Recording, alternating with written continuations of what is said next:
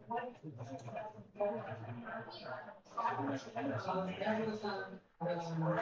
and there's a framework differently from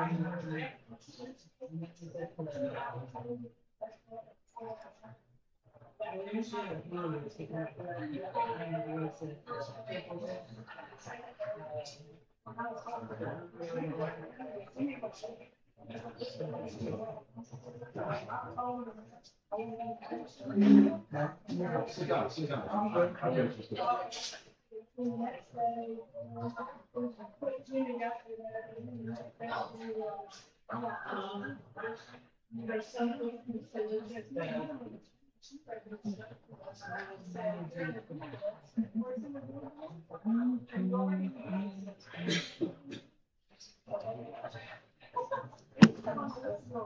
No, that's good though. That's done. For me. All right, it's ready. You tell me when you're ready. In about 5 minutes. 5 minutes? Okay. We're making sure everybody's back from picking up their food and gear. Yeah.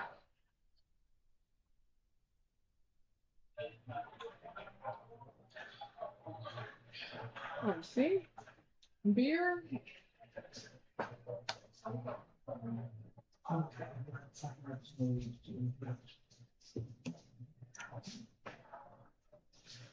And then start when you're ready. Okay. We can do that. Oh. I do one more person coming back in. Okay.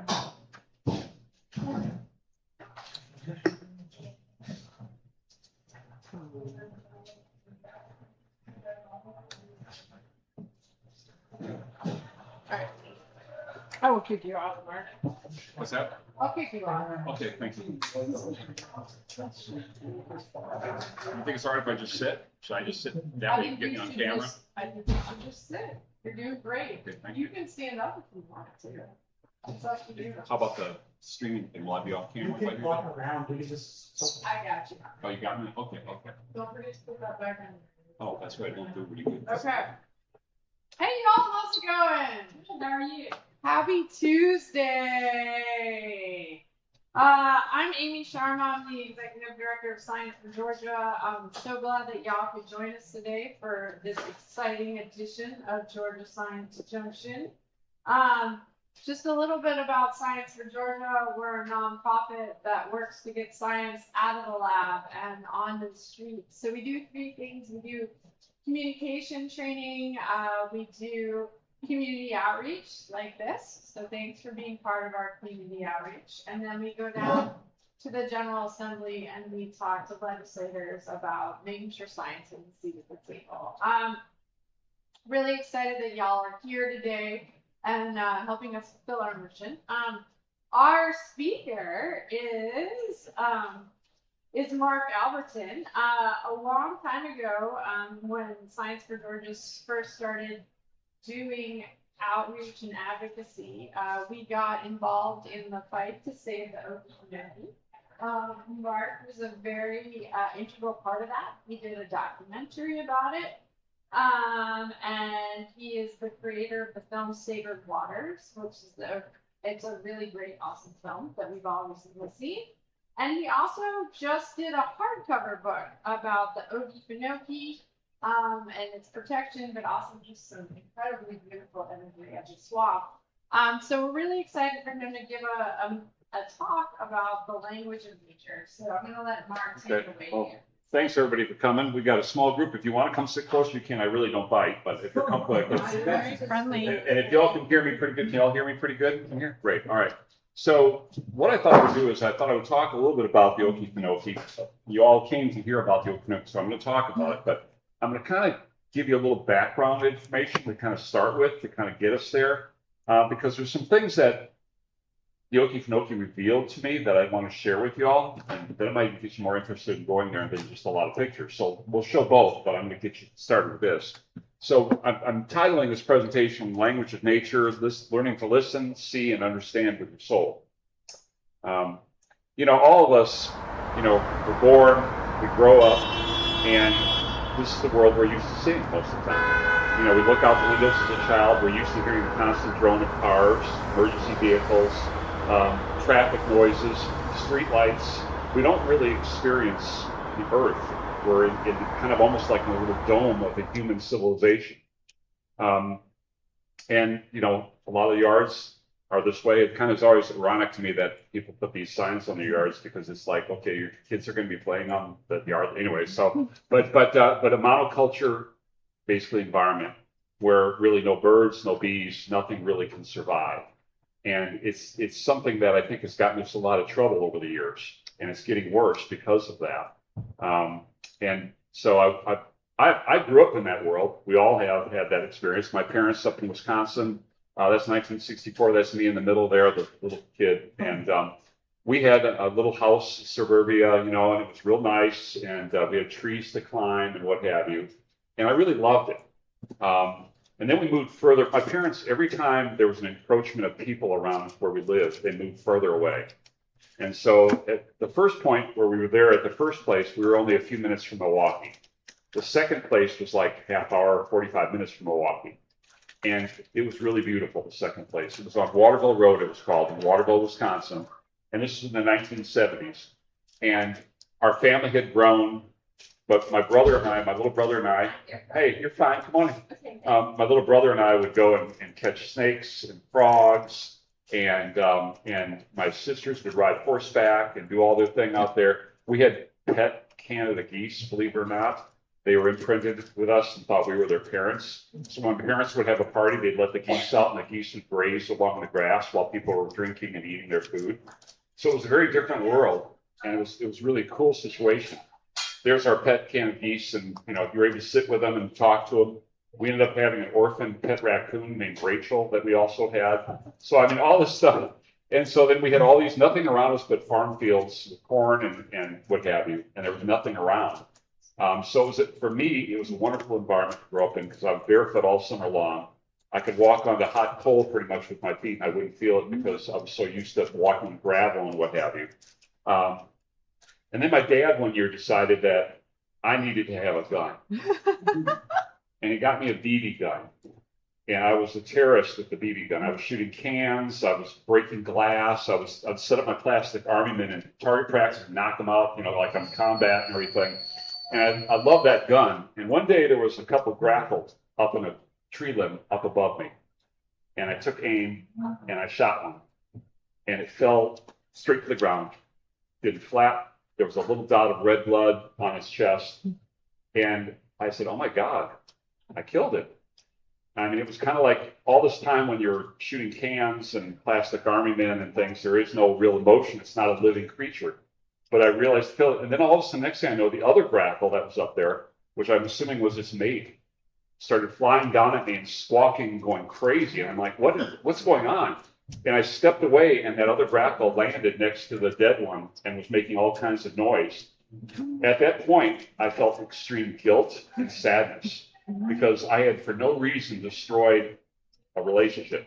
Two creatures that loved each other, obviously, and had a relationship. Up until then, I really thought of all nature as, well, this is nice, but what can it do for me? It's just another creature out there. It's kind of like my, you know, other possessions that we have. So that experience is still with me and makes me feel guilty, believe it or not. And it's over 50 years ago, and it's like I feel this like remorse. So then I lived in Wisconsin. I ended up moving to Milwaukee. My brother lived in Milwaukee, and I went to school at a technical college in Milwaukee. And I loved being in the big city, okay, because it was a lot of fun. We went to concerts. He was a Catholic, and so I went to the Catholic church and went and heard Mass and Latin and all this stuff. I loved the city. They had Summerfest and all these cool things, great music, great food, and it was really cool. And I learned my background on a piece of technical equipment that was a big scanner where you scan pictures and make them digital. This is all in the analog world. And so I was really loving that. Well, I eventually moved south, and that's when things started to change in my life. I started my career as a technical guy, but then I started looking into shooting video, and I loved shooting video. And so my wife and I said to her, I'd like to take out a second mortgage on our house or with an equity line basically to buy this equipment. It's about $30,000. And she was like, oh my God, you lost your mind. Well, I had one big job right away that would pay for half of it. So it kind of reinforced the fact that, okay, this is probably a good thing. I'm going to be okay. So I started doing all kinds of documentary work and shooting video all over the place. And the videos did really well. I did them mainly about little small towns telling their story, oral histories. Like I did one on Savannah, I did one on Topeka, Kansas, one on Jacksonville, one on St. Augustine. And I would interview people in their later years of life telling about memories in the early part of the 20th century. And all those people are gone now, so I'm really glad I did that. But it was a great thing to have for each town because we'd have a premiere and we'd have all these people come with their family and friends. So it was always a lot of fun. Well, then at one point I was asked to come do a film on Beaufort, North Carolina. And I'm not talking about Beaufort, I'm talking about Beaufort. Everybody says that you're talking about Beaufort, South Carolina. No, there's a Beaufort, North Carolina, not far from Wilmington. And it's beautiful. If you've never been there, go there. It's really pretty. But there's Cape Lookout, which is just off the coast there, and you have to take a ferry to get over there. And I thought, while I was there, I'm going to take a couple days and go out to Cape Lookout and camp. I'm going to bring my camping gear with me, and I'm taking a couple days. Hey, you here for the presentation? Come on in. Oh no, okay. No, I'll work you out. Okay, I'm gonna make beer. Okay. So I thought, all this time in Beaufort's great, but I want to go out away from Beaufort. I want to get out of the way. So I took this ferry out there, and I was the only one on the ferry. It was a Friday evening, late, the last ferry going out. I got on that ferry, and I was like, did the 40-minute trip on the ferry, and I was just there with the captain on the boat. And then we get to the dock, and there was like 30 people leaving. And I'm like, everybody, that was the last boat back. And so I was like, I'm going to be the only one here on the island all night, Cape Lookout. This is it's really not an island. This is the furthest most tip of the Hatteras, Cape Hatteras, comes all the way down. And it's a real narrow barrier island, but there was nobody there.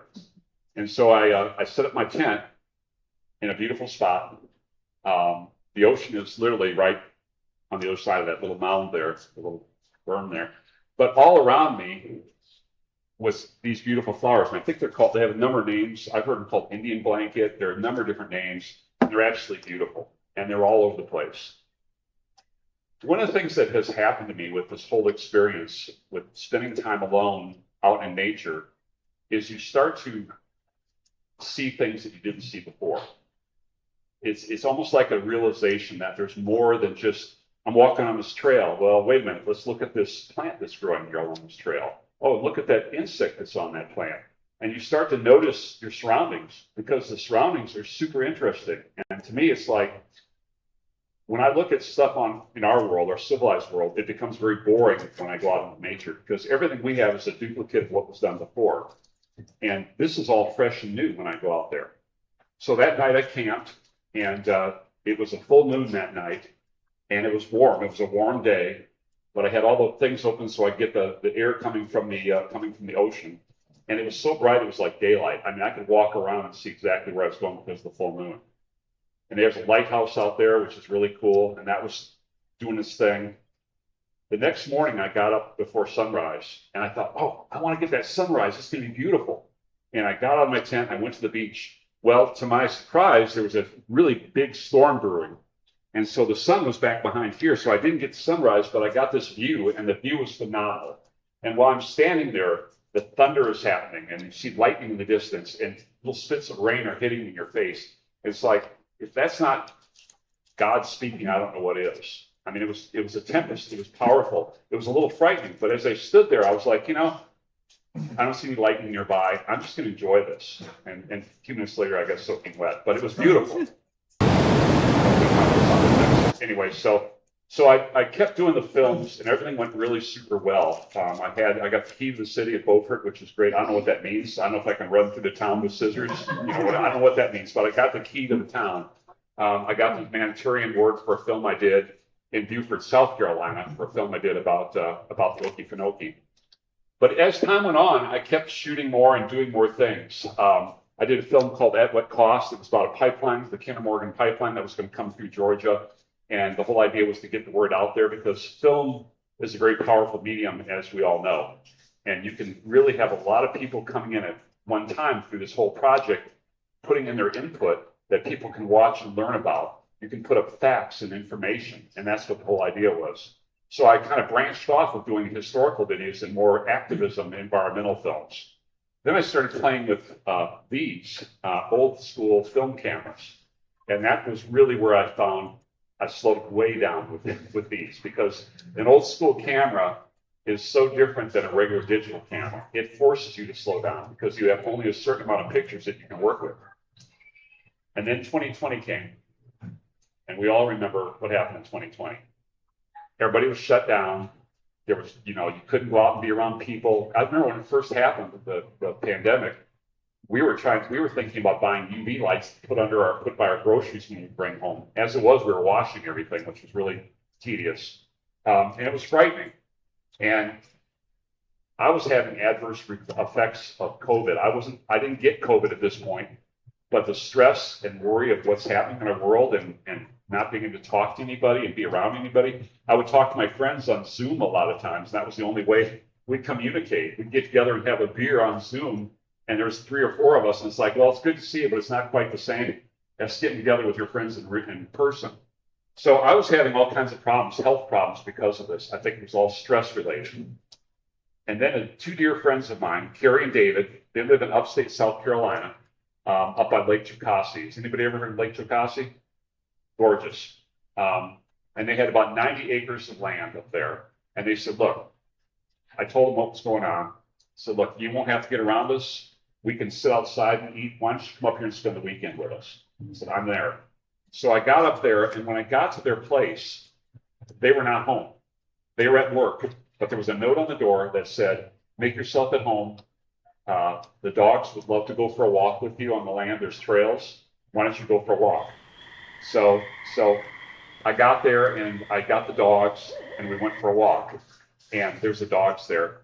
And again, I slowed way down. My head was spinning when I got there. It's like, oh my God, I got to find a restroom. Where am I going to stop? Got to get the gas.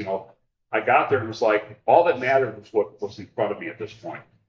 And there were beautiful mushrooms growing all over the place. I mean, just that it's almost like artistry that you can't imagine. It's so beautiful. And the smells, there were different flowers growing. This little stream, this little creek was flowing along there. And I walked along it for quite a ways with the dogs, and all of a sudden the stream was gone. There was just sand. And this is what it looked like. And it looked like almost little cities here with the stones and the rocks that had been carved away in the sand. And I listened, and you could still hear the stream, except it was underneath the earth. And that was the first time, again, this ever happened to me before. It was so bizarre. So we walked along, and I came to a point where it flowed down a little small waterfall. And I looked down in that water, and that sand had that look. It's almost like the metallic flakes. You know what I'm talking about? It was just the most relaxing, serene thing. Listening to that water and just enjoying that. And I sat there, and next to me was a little pool over here out of the current. And a leaf fell down into that pool, and it just circled around. It was almost like a little ballerina dancing there, my own private show. And then the leaf got pulled into the current and started going down the stream.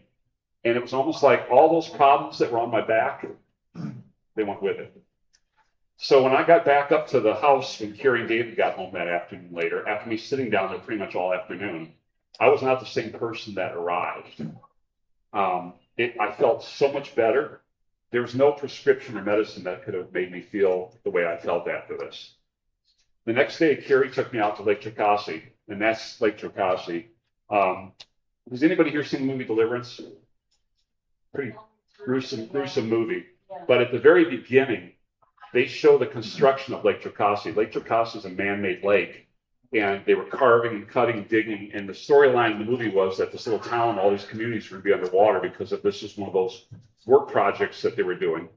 So that's Lake Jocassee. It's a very deep lake. It's very cold because it's spring-fed. But again, there are all kinds of things. And at one point, Carrie said to me, we were on a pontoon boat. She took me out to one of these waterfalls, and she said, jump in and swim under there and get up to that waterfall, and I'll get a picture of you. I said, are you crazy? I'm 60 years old. I'm going to die if I do this. There's no way. She said, come on. So I said, you know what the hell? And I dived in that water, I dove in the water, and I went underwater, and it was freezing cold, and I could feel the current pushing against me, and I came up, and I said, you know, you're gonna die, this is really strong current. But I got up to the bottom of the falls, and she took that picture. I will tell you the whole trip home in the car, I had the stereo playing full blast, and I was singing music the whole way back. My attitude was completely off the chart. I felt so great. And that's, again, what it was pushing me to do something different, and I did something different. And then nature was there, and it was always that, you know, that peace that I felt when I saw nature. You know, I mentioned before, you know, that some of the things that I see when I go out there can be the smallest and tiniest of things, but sometimes they make the most impact. You know, finding an old shell or you know, hearing a certain bird.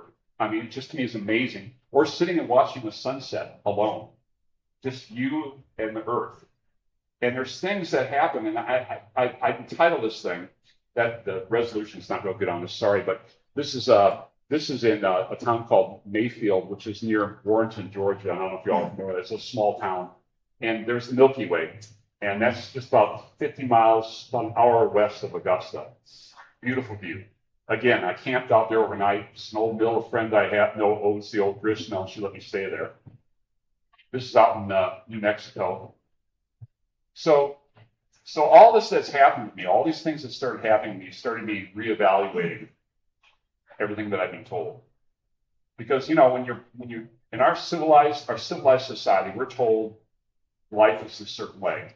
You do this, you do this, you do this, you live this way, you do this. And I'm not saying go crazy and run, you know, down the highway or anything. I'm just saying I started thinking differently about the way I live my life. This is not the right way to live as far as I'm concerned. In fact, that makes me uncomfortable to live in that kind of situation. That's much more what I want to be around. And that's one of the pictures I take. So we're taught, you know, words, English, language, math, sciences. But when I go out in nature, I'm taught something completely different. It's like there's a language that we are not taught in school. I love this. This is on the coast, and these are just these little, they remind me of veins in your arm. And that's from the water running back and forth through the tide in the sand. The clouds in the sky, the textures and the details. And then when you look at nature, that's a raccoon print. It's like, you know, it's like we're so similar. We think of ourselves as being different, but we're really not. Clouds again. I love clouds. They're amazingly beautiful. Birds. I mean, just all the different things you see, even the smallest things, like I say, I'll find myself looking at the texture on the back of the snail here and the trail that is left. You know, and then you look at the details of a bird's wing, and it's so amazing when you think about it. And the different colors are so beautiful, and watching them interact and sing. And this is in Beaufort again. And then again, I spent a lot of time camping alone and with friends. This is on Cumberland Island, which if you haven't been there, it's really worth going. It's really beautiful. And then again, sitting outside at night and just watching the stars. One of the things I enjoy more than anything when I camp alone is getting up in the middle of the night.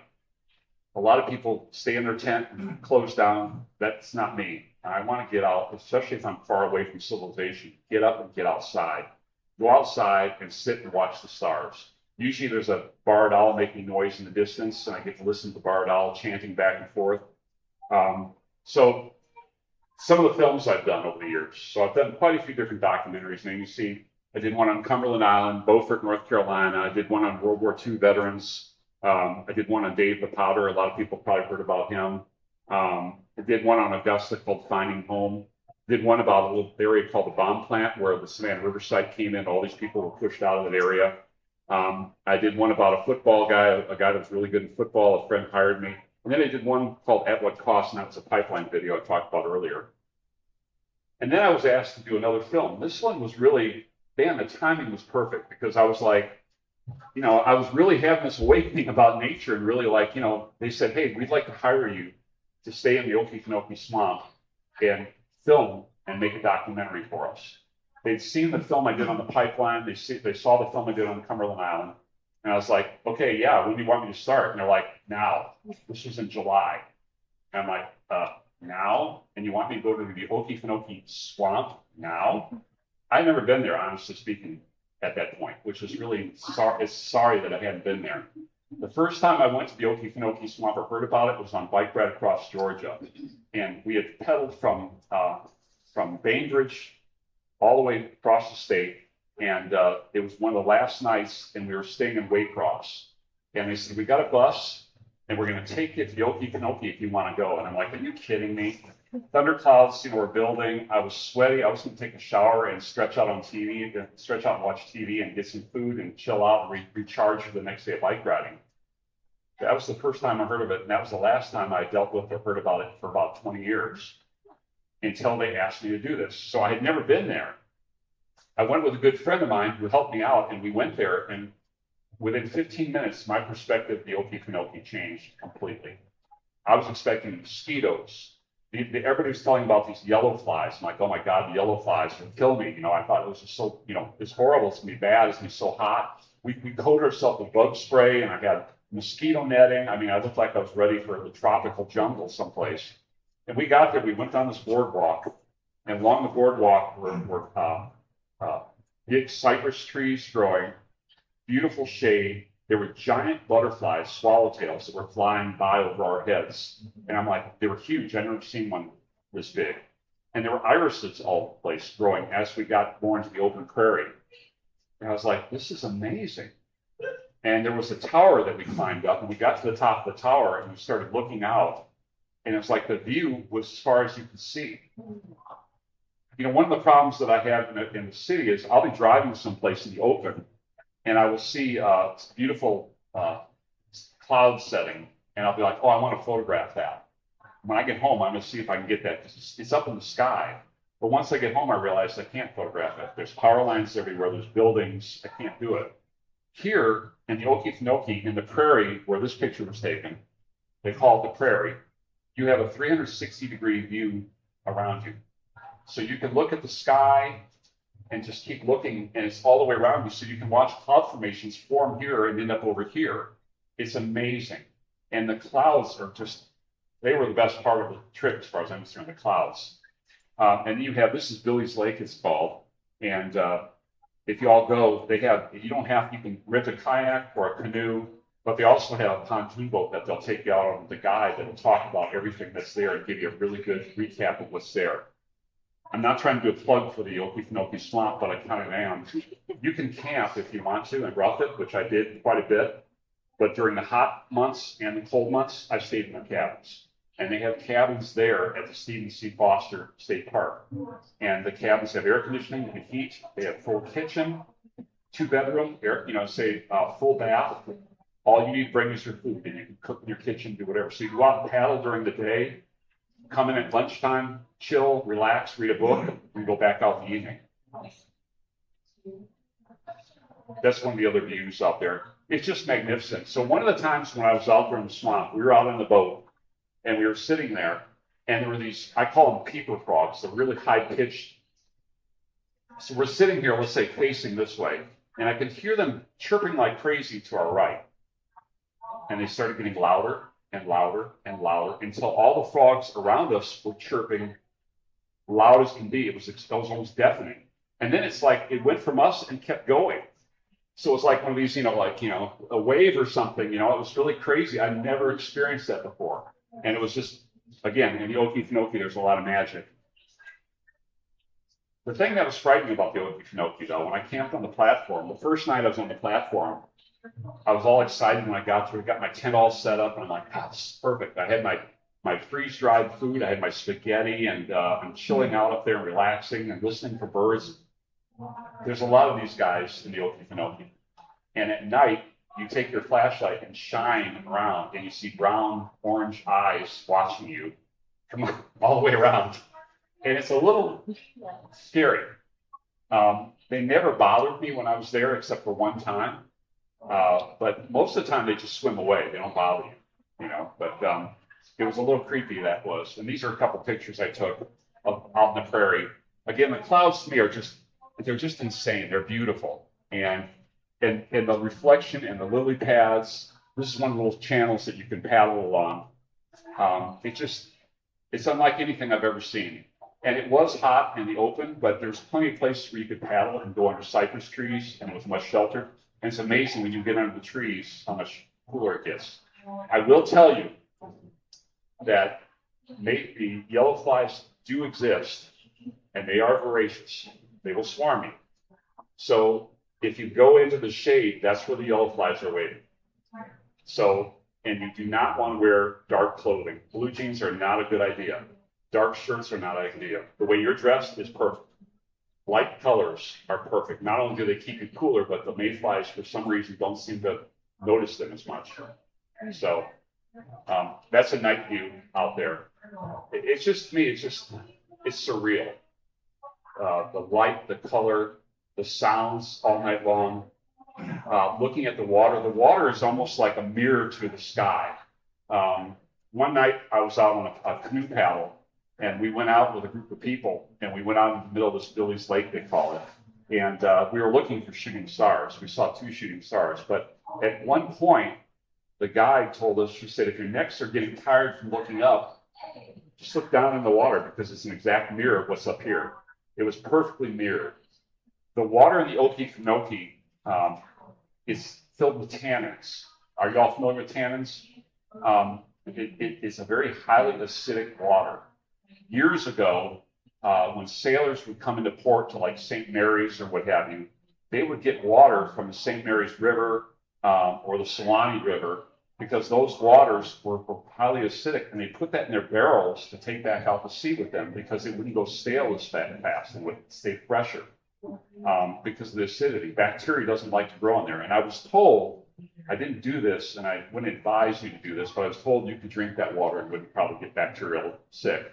But again, you didn't hear that from me. Don't do that. But anyways, it's just so beautiful. Another black and white I took. There was a storm brewing, and this is the Swanee canal here. It turns into the river after this, but it's the canal. So I talked about the comparison between, different places that we're used to seeing, and I'm not going to pick on the church here or any means, but when I go to the Okefenokee, I feel like it's a spiritual experience.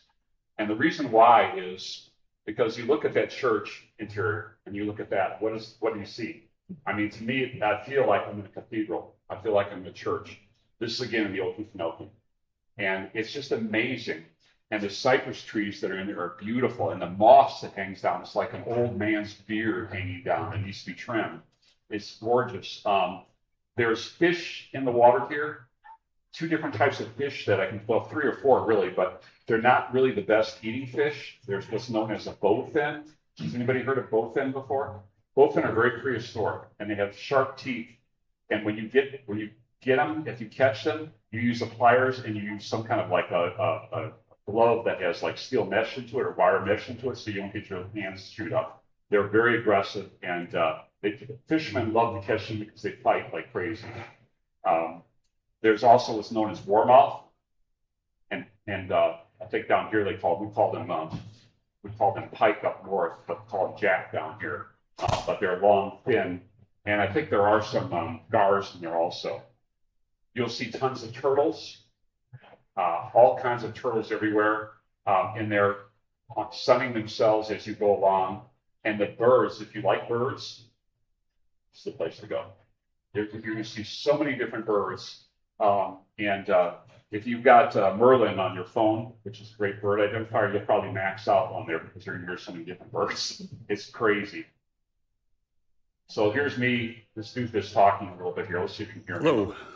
So here I am tonight, hanging out here in the Okefenokee Swamp. The sun's going down. It's about 6 o'clock. And I love the clouds on the horizon, small pillows of cotton, and the beautiful oranges and colors of sunset, contrasting against the beautiful blue sky. As you'll notice, it's almost silent. There's a few birds. Once in a while, a jet fly over very high in the sky, and you'll hear that. But other than that, it's almost deafening. It's so silent. And you start to listen to all the different birds and the different sounds, and you realize just how magical this place is. So I was on that euphoria trip when I was there, as you can tell. It's just amazing. That's when I mentioned to you when we first got there, the first trip, I spent a whole summer and into the fall. I finished that film, and then I went back down there to do a book. And so I had plenty of time all through the year, different seasons. So I experienced it all 4 seasons, basically. And at this tower, you can look out, and you just see, like you say, it's forever. There are no power lines, there's no buildings, there's nothing. And it's a view. I think one of the reasons why people feel so adamant about protecting this place is because it's a view that we don't see anymore. It's a view that was once here, but it's pretty much gone. And it's one of the few places you can go to feel that view.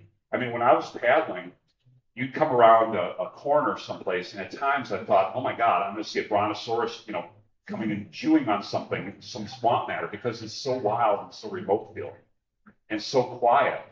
As I say, once in a while you'll hear a plane fly over, but other than that, there's nothing. The gators will bellow during certain times of the year, and that's a very strange sound. If you've never heard a gator bellow, it's a very different sound. My film, Sacred Waters, at the very opening, I have one bellowing, and it's crazy. What is that in the far background? The red? These are trees. These are cypress. Those are trees. Yeah, they're trees. So it's like that's the only thing you're going to see, and it's just crazy. It's amazing. So I talk about this because if we forget how to listen, if we cannot hear the earth, we cannot teach the next generations. And one of the concerns I have is that younger people, it's kind of like a domino effect. Our reality is this. The next generation's reality is going to be a little different. The next generation is a little different. And each generation is less of the native land, the wild land, less and less. And that concerns me greatly because if you don't understand it, how will you miss it? If you hear about a big data center coming in and sucking all the water out of a pond or a lake someplace or damaging an aquifer, it's like, why is it a big deal? Hey, we may do more computer stuff. This would be great. Your mind is not in tune with what the consequences are of all this technology and all the change that we've got going on. I'll tell you a couple of quick examples here of something that really was remarkable. I mentioned my friend Carrie and David, that place up by Lake Chakotay that I went to. What she does for a living is she takes kids out. She has what's known as the Wild Child Camp. And she takes a pontoon boat with kids and their parents out onto Lake Chakotay. They go onto some of the islands in the middle of the lake, and the kids love it. The kids go out there. At first, it's very quiet. It's kind of like my trip up to that area, how it was for me, where I wasn't feeling well. The kids are scared. You can see it in their faces. They're out on this boat. But then they get out there on this island, and they start catching salamanders and tadpoles. And you hear screaming and laughing, and they're running in the water. And the whole trip back, she brings musical instruments, and they're playing bongo drums and singing. And if that doesn't make me feel good, I don't know what does. It's amazing to watch them change, into somebody different and learn how beautiful that is. I interviewed some teenagers from a school here in Atlanta called the New School. And the New School is a really progressive school, and they took a bunch of their students down to the Okefenokee for like 4 or 5 days. They had a really large group that was going to go originally, and a lot of them backed out at the last minute because they were so frightened to go down there. You could take the biggest bully, the strongest guy or gal in school down to the Okefenokee Swamp, and they'd be panicked if they saw a wolf spider. They'd jump and fall, run back from it because a lot of them is so foreign that it just freaks them out. But the same thing happened with these kids, these teenagers. Their phones, they weren't using because they couldn't get any reception down there, which was really a great blessing. You had to go to the visitor center and sit there in the visitor center to actually get any kind of connection. And so they were talking to their classmates. One of the kids told me that she said, I really didn't know the students in my class hardly at all. But now after this trip, I know them. We paddled together. We got lost almost. We saw a bear. They had an absolute blast. And so all this is in my head going, gosh, this is something kids need to learn. And at a young age, they need to experience this and have the time to go out.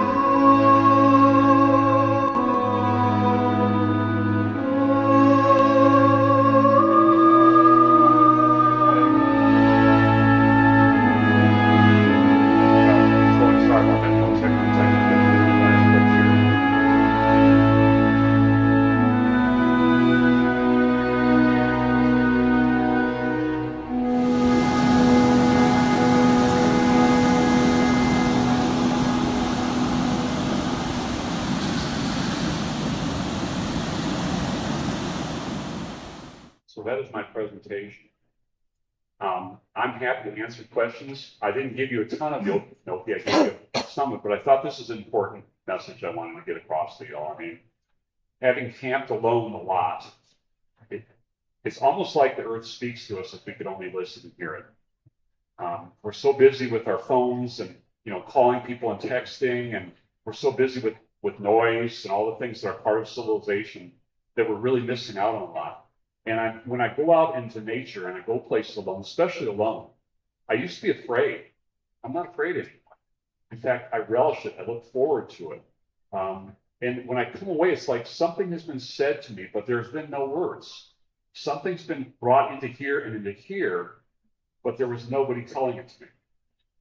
So that is kind of where I'm coming from with my little presentation here.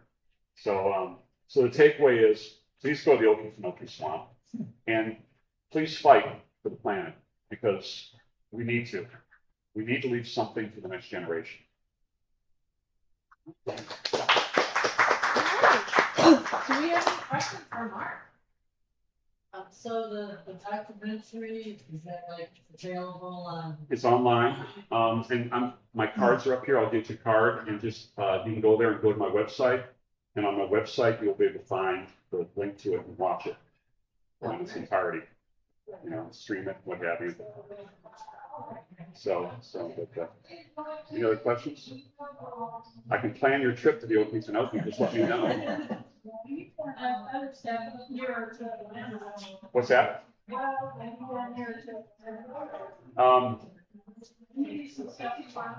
What's that? No, I did do some stuff up there. Yeah, I did a film up in Canton, actually. The historical side contacted me, and we did a film about the integration of Canton, which was not easy. And we interviewed a bunch of people telling their stories of what went on and how the transition happened. It started with a bunch of black kids that sat down in the back. They came and sat downstairs in the regular, and they weren't supposed to. And when they went to leave, there was a bunch of guys outside with clubs, and luckily this woman came by with their car and, "Get in here, kids," and they're beating the car, and they got out of there. But that was just one of the stories. And it's like, a lot of people don't want to hear this stuff. And it's like, oh my gosh, that happened here. We don't want to do that, because that's going to hurt tourism. But it happened. You got to preserve the past, or we'll repeat it. And so it's very important. Yes, ma'am.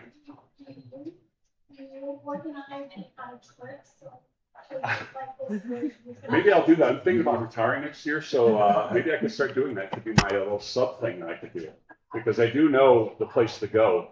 When I was doing the Okefenokee film, I had a limited amount of time to do it, because we knew that this mining company was working hard to come and do their thing, and they told me that the coalition basically said, we've got to get this done as soon as possible. And that's why I went down in July. I was there in July and August filming like a maniac. But I figured this is the only way I'm going to be able to do this. This is not going to be a leisurely thing. Every day I'm going to have somebody take me out in a boat to the places I want to go. Dump me off, take me over here, whatever. So I know where I need to be. So we went all over the place in a short amount of time. I shot all kinds of wildlife and filmed all kinds of things. When I did the book, which was months later, I did the book because we had gotten out the film on social media, and it was out there. People could see the film, and it was streaming. It got awards at film festivals. It was I felt really good about it. But it seemed like our government was not doing anything at all to stop what was happening, and it just kept moving forward. And Twin Pines, the mining company, was moving forward. They're still getting ready. We're like, crap, this is going to happen. And so I took a cue from a famous photographer that did film photography years ago called Ansel Adams. Yeah.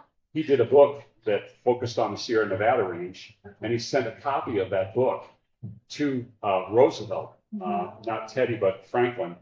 And Roosevelt loved it. A couple of years later, it was protected. So I was like, if you do a book, it's almost like a Trojan horse, because, hey, look, somebody gave me a nice coffee table book. Wow, look at these pictures. If they start reading through that book, maybe you can tap into their head a little bit subliminally with the words you're saying and what you're talking about and why we should protect this place. And so that's where I saw these folks. We were up there and I had 270, I don't know how many I had, books. And I got there one morning up at the State House and I had signed them all. And I took them up there and dumped them off and said, can you get these to the Senate and the House members? And they said, yeah, we can do it. So all of them got a copy of the book. Oh, wow. So that was really cool. So that was a really great day for me.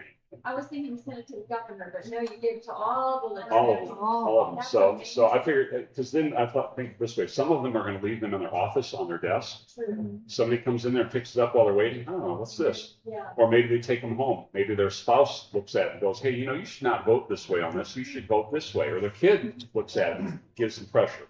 You never know. So to me, it's a great idea and it works. So anyways, so yes. So what kind of camera did you use for your black and white? So I use a number of black and white cameras. I have a Deerdorf 8x10 film camera, which will shoot an 8x10 negative.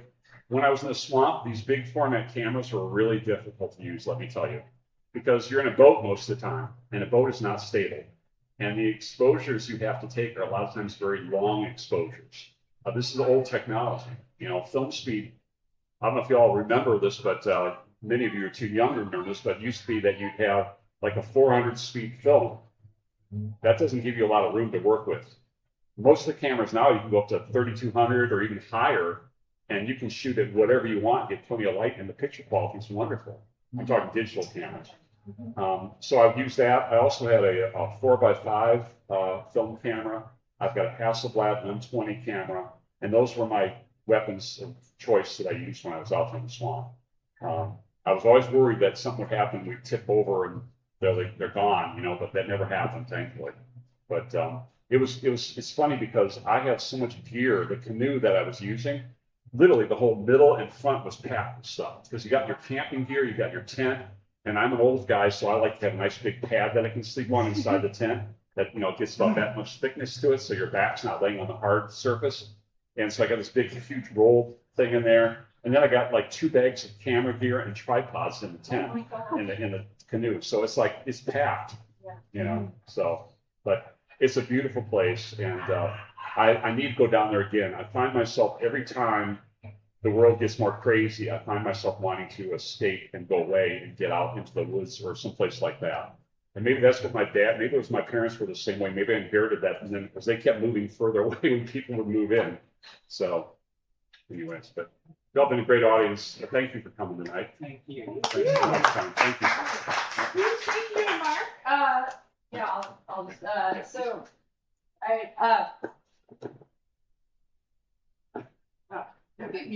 oh, good. Just some backstory. So, we were part of the coalition fighting the Okefenokee mining.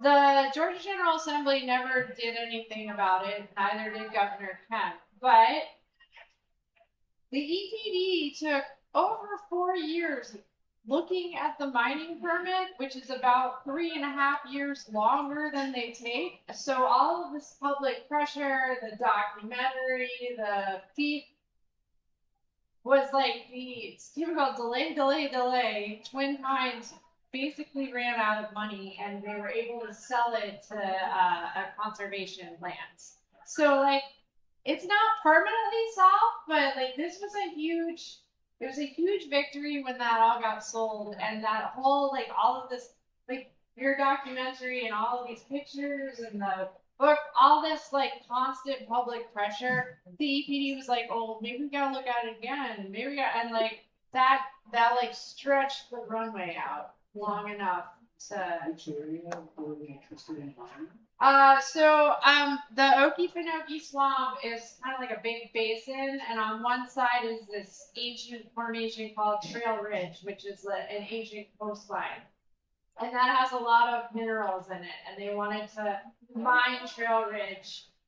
But imagine if you had a bathtub and took away one wall, there wouldn't be a swamp anymore, right? So like, and they kept saying it was gonna be okay, and we're all like, that's not how gravity and science works. No. So, but that was their whole thing. They wanted Trail Ridge is really good for mining, and so the whole thing was like, just don't, not here, right? And so that was the thing. There was a company from Alabama too. Yeah. Right. Which also kind of didn't Well, help. Yeah. And they were like, you know, like when you like read about a company and then you just read, and they're awful. Like Yeah. every time Horrible they've track done record. everything, they've like they like burned pre-seed soaked railroad ties. They like always flout like every environmental regulation. They And we were were fined like, for environmental damage in Texas. Well, you know, the thing that's also happened, and we were talking about this earlier, is that it looks like they're getting closer to becoming a World Heritage Site, which if Yes. that happens, Right. that would be wonderful. And that kept getting delayed because of the other mines. Other one? well, Like- but like all the the pressure that was coming through. Right, right. yeah, so that really helped the World Heritage stuff. Hopefully we'll go through, and yeah, so it's I mean, There it's were an petitions, environmental too. It's like success. this long, and Sierra Club is involved. Yes. Yes. Yeah, everybody. It was like It was the whole very state. It was concerted. crazy. Yes, it's Well, very. and you know, sadly, a lot of people like Folkestone, which is one of the little towns down there, Yes. a lot of them are like, well, the mine's gonna be good, that's gonna bring jobs. And these companies come and they prey on towns that are depressed economically, and they say we're bringing jobs. Sadly, the truth of the matter is they're bringing their people. They're gonna not train many people. If they train anybody, it's not gonna be a good job. They're bringing their people. Yeah, exactly. You know, they're gonna bring their people and they're gonna get the job done and get out of there. Well, they got the ice detention facility in Folkestone, so they got something versus Yeah, massive yeah. detention. Well, it's just crazy, you know, I went to their website, Twin Pines website, and they have this like animation showing the mining process. And on the website, they said, we'll make it better than it was before. Oh, So they're saying they do better than, yeah. they're gonna make it better. Yeah, right. And that all being said, they were trying to mine titanium, Yeah. Titanium dioxide. and trying to make it seem like it was a national defense situation. Yeah, But titanium is very prevalent in lots of different places. But you use a lot of water when you mine titanium. And they were going to pump it out of the swamp along with everything else. A million gallons. Just circling around so that we would have more water flowing out the aquifer. And they'd be using this water from the swamp. And the Okefenokee Swamp is the largest blackwater swamp in North America. Wow. And it is full of carbon. It's a carbon sink. It's a huge carbon sink. Yeah. When it catches fire, all of that goes back into the earth. And so if it is not wet, like it happened, something like that did happen like a decade ago or something like that, you will get wildfires there. Without that water, without those things going, it will destroy it. Now, the interesting thing with the economics was also the fact that the Okefenokee Swamp brings in a lot of tourism. Yep. Brings in a lot of money. So it had like 850 tourist jobs, or like tourist area jobs, bringing in like 6 million tourists a year, and a whole bunch of other money. And the swamp is where the shrimp and the crabs from the coast spawn. So if the swamp's gone, you're losing millions of dollars of industry also. So economically, it didn't make any sense for a mining concern to be in there for about a decade. and you know, right now, this battle is taken care of, but see,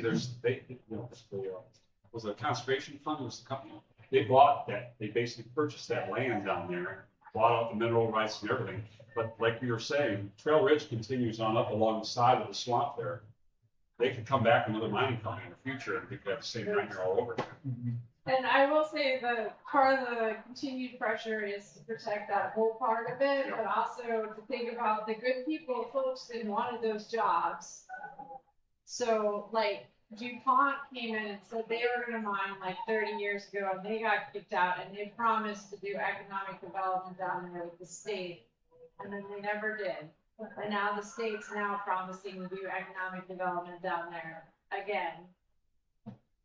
So that's on us to like, yeah, we saved this Okefenokee, but now we need to keep the pressure up to the good people of Folkestone will continue to invite the mining companies back until someone right. helps them come up with jobs for their town. So I think that's we need to remember that that's why they asked them there in the first You know, place. the other thing, I think I was telling you, the NPR show, I don't know if anybody heard this, so that's why I the first time I heard it. Like that description about, what's going, being considered for the, UNESCO or heritage. I think that in itself is a huge step in the right direction. Yeah. So, I mean, the fact that more people are hearing about it, like there are new stories, it's very important. Yeah. one of the things that people don't realize about the ecosystem that we live in right now, the world that we live in, when this land was settled by the Europeans, there were huge longleaf pine forests that were everywhere, prairies basically, with wiregrass and what have you. The system in the environment was a burned environment. In other words, lightning would hit a tree, it would catch the moss on fire, it would have a big fire, but then it would go for miles and miles and eventually burn itself out. It would come to a border with a lake or a river and it would stop or whatever. But that provided, we always think of a fire as being bad because it'll burn our houses down and things. But in nature, it really serves a purpose. And that's why so many people you hear them talking about getting rid of the loblollies and the slash pines and putting in the longleaf pines, because the longleaf pines are really essential to the ecosystem that they support and that fire system. Because in the Okefenokee, what happens is you have some dry weather, you have lightning strike, starts a fire, it opens up and makes it a full open prairie at that point. Then next thing you know, the trees are opportunists. Okay, new ones start coming up, new cypress start coming up. They grow large again, the whole system starts all over again. And that whole system, the problem with the mining is they drain, they use about 1 million gallons of water per day.